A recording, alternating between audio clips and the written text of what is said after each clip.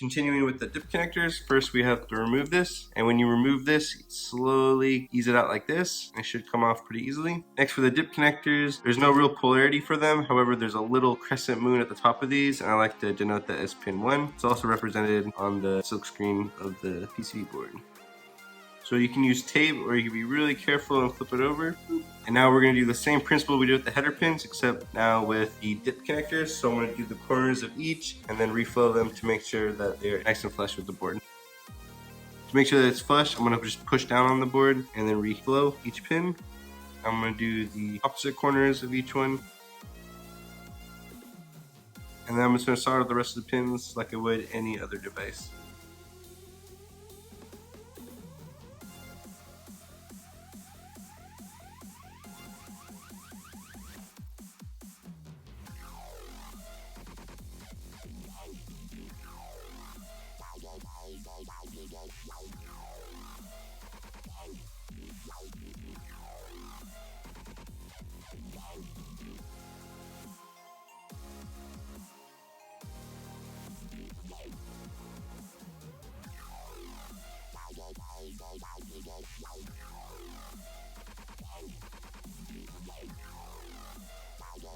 Next, with the capacitor, it does have a polarity. So if we flip it over here, we can see a little plus and a little minus on the PCB board. And if we look here, this little white represents the negative band or the cathode. We can plug this guy in.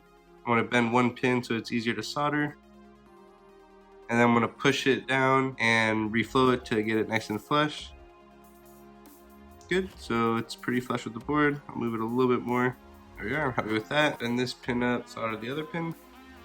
You can try and push this guy in too, again, but it won't move very much since the other pin's already soldered. So we have this guy nice and flush on here, and that's pretty much everything. Next thing, or last thing we're gonna do is we're gonna cut off the ends here. So careful when you do this, sometimes the pins will fly out.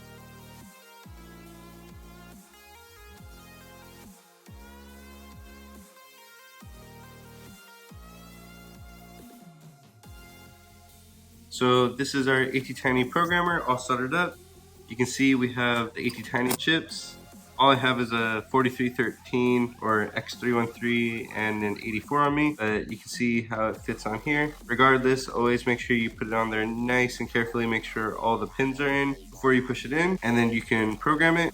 So we're not going to program it right now. I'm just going to plug it in there and turn on the power to show you that everything's working. Let's plug it in. And it is, so we have the green LED come on, and we could program it right now if we wanted. However, we'll save that for the next step. But if you have the green LED come on and nothing feels hot or explodes, or the Arduino doesn't turn on, then you're in good shape. If it does, then you gotta go debug. Maybe the LEDs are backwards, but there's not much to mess up here.